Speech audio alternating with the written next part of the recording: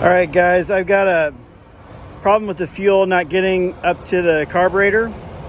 And so I'm not only replacing the fuel sending unit, which I've got in another video, but I'm also running some compressed air through the fuel line, the metal part of the fuel line. And for that, I'm just using fuel hose, just because it fits just great on the fuel line down there, right into the metal line that goes to the back of the fuel tank, or it comes up from the fuel tank right there. And I'll show you guys what it looks like when you blow air through this to clear it out.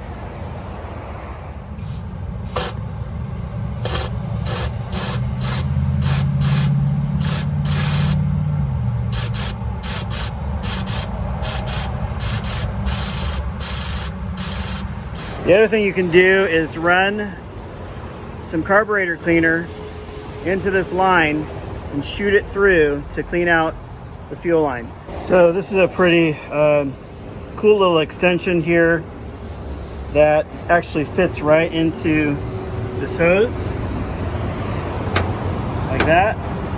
And then this is a really cool little fitting kit. You can pick these up at Harbor Freight, or I got this one on Amazon. And I'm going to spray some carburetor cleaner through the line and then blow air through the line to clean it out even more. All right, this is with the carburetor cleaner.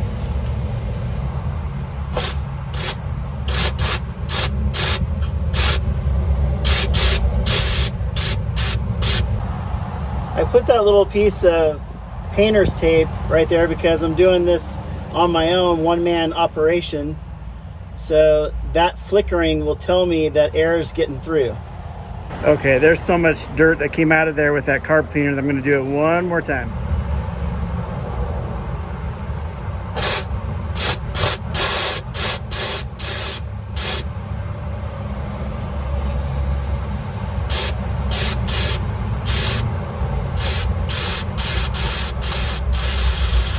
All right, that'll do it for today.